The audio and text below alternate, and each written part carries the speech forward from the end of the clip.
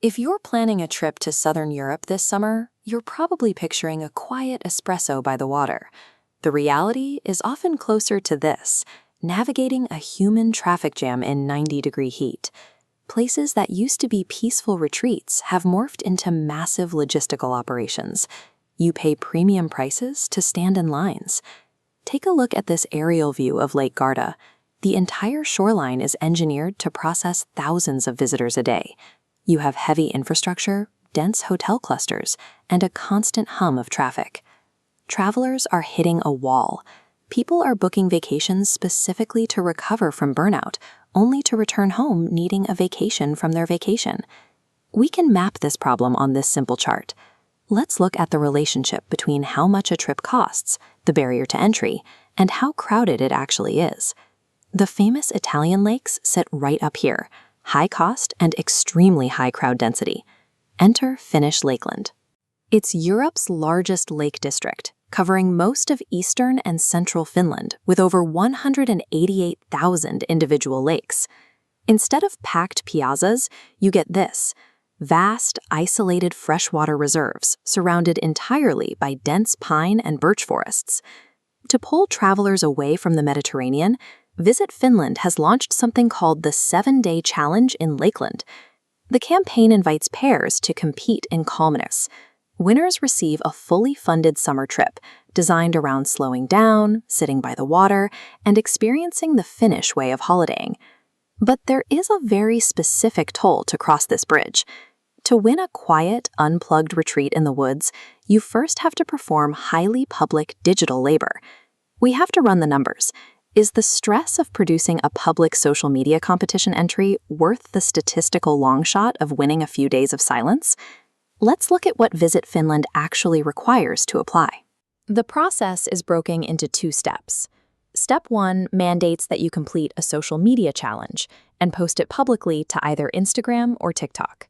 Step 2 requires you to coordinate this entire content creation process with a chosen partner who is also over the age of 18. Let's visualize what's happening here on a ledger.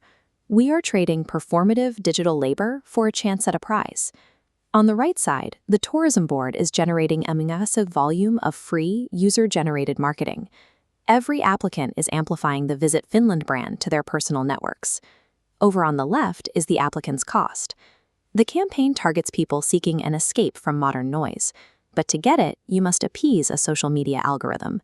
If you are an introvert, or if you are already experiencing severe screen fatigue, filming and editing a competitive video with another adult is a high psychological hurdle.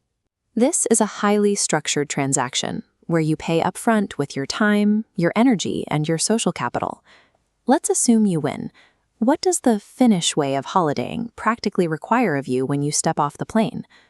Holidaying in Lakeland prioritizes direct engagement with the landscape. You should expect to navigate uneven forest floors and manage your own amenities rather than relying on the insulated comforts of a traditional resort.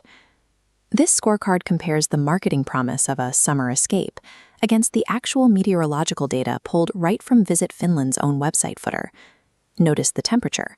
Early June in eastern Finland can hover around 6 degrees Celsius. That's 42 degrees Fahrenheit, and cloudy. You are packing fleeces and rain gear, not just swimwear. The local culture revolves around active relaxation.